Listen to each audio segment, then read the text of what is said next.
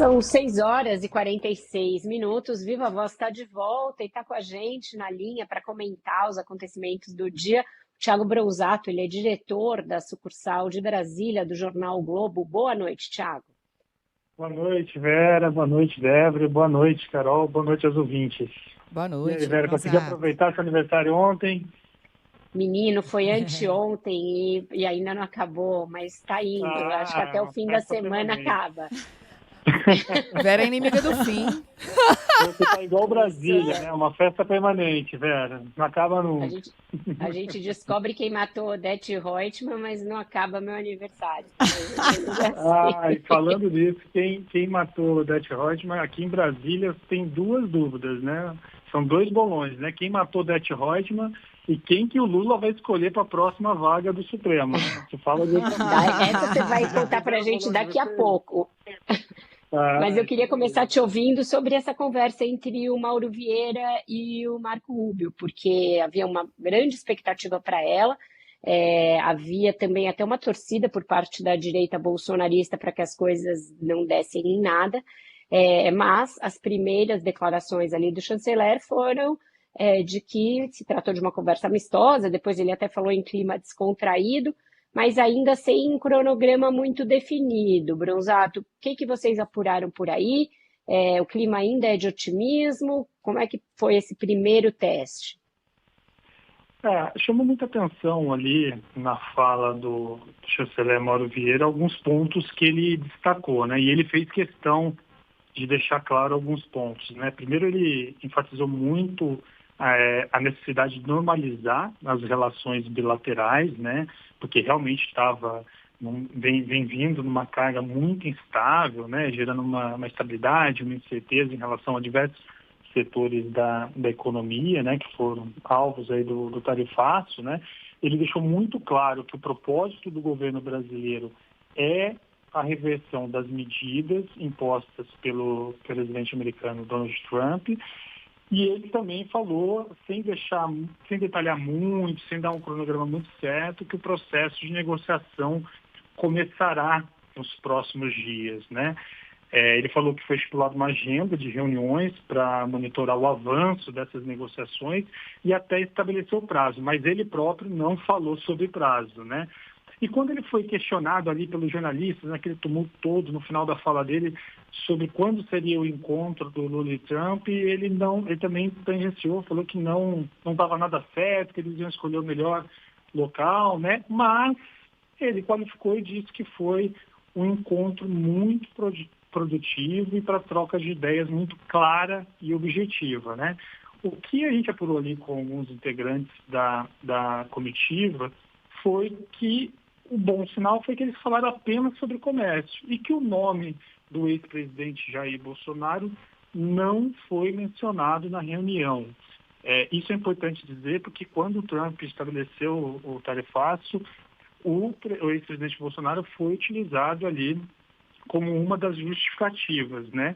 E o governo brasileiro vinha deixando claro que ele não poderia negociar em nome do Supremo Tribunal Federal, porque o Poder Judiciário no Brasil é independente, então não cabia ao governo brasileiro negociar os termos de uma possível absolvição, como sugeriu Donald Trump. Então, as primeiras informações que colhemos aqui, elas são nesse sentido, de que o foco foi muito direcionado para o comércio e que não mencionaram a questão do Jair Bolsonaro, que foi visto como um sinal positivo aí pelo governo brasileiro. Sim. Bronzato, conta aí pra gente, como é que tá o bolão Pacheco e Jorge Messias? Olha, isso aí tá uma bolsa de aposta que oscila a cada hora, viu? É claro que uma hora o Messias está em cima, outra o Pacheco está em cima, enfim, mas brincadeiras à parte aí, o Messias, de fato, ele é cotado como favorito aí, né, no Palácio do Planalto. E hoje, o presidente Lula postou uma foto de um encontro que teve ali com o Messias, o bispo Samuel Ferreira e o deputado Cezinha Madureira, que são ambos da Assembleia de Deus de Madureira, numa reunião que eles tiveram ali, até o presidente mostrou uma cena dele orando junto com o parlamentar e com o bispo, né? E falando com as pessoas que participaram dessa reunião, O presidente Lula não deixou muito claro, né, se ele vai de fato escolher o Messias, mas ele reconheceu que o Messias tem ganhado influência no público evangélico, né? Um levantamento feito pelo jornal o Globo mostrou hoje que dos 91 deputados, né, que se autodeclaram protestantes no Congresso, eles 28 apoiam uma eventual indicação do Messias ao Supremo Tribunal Federal, né? 43 não responderam o questionamento, mas já dá uma amostra ali de que não tem tanta resistência assim como esperado ao nome do Messias. Então ele de fato hoje é apontado como o preferido. E como é que está o bolão Quem Matou Odete Roitman? Esse aí está mais misterioso. Esse está mais complicado. Esse tá mais top, assim, né? Mas acho que é importante dizer também que nessa corrida aí pela vaga do Supremo, o ex-presidente do Senado, Rodrigo Pacheco, não está totalmente descartado, né? Hoje lá ele participou de uma sessão para falar sobre Código Civil no Congresso, né? Ele até brincou ali, falou que, enfim, que ele não poderia responder pelo presidente, mas que ele não recebeu nenhuma ligação ainda do presidente, né? Mas você sabe que entre os senadores está tendo um bolão informal também sobre o nome do Pacheco, né? E um deles me contou que chegou a perguntar ali pro Davi qual era a chance do Pacheco ser indicado de 0 a 10. Aí o Alcolumbre brincou, se depender do meu coração é 10. Então, acho que exatamente, porque os dois são muito próximos, né? No próprio gabinete do Alcolumbre lá no Senado, antes de ele voltar para a presidência, chamava a atenção que ele tinha uma foto dele com o Pacheco, assim, abraçado bem no meio, assim, de uma mesa, para deixar claro para todo mundo que visitava o gabinete que eles são, de fato, muito próximos. Então, se depender do Alcolumbre, o Messias é favorito, mas ainda não está selado o destino dele ali para o Supremo Tribunal Federal. Pois é, Bronzato, e como é que ficam as relações do governo com o Congresso, mais especificamente com o Alcolumbre, sobretudo se o Pacheco não for indicado para o Supremo, né? O Alcolumbre hoje mesmo segurou a votação do licenciamento ambiental para evitar uma nova derrota para o governo.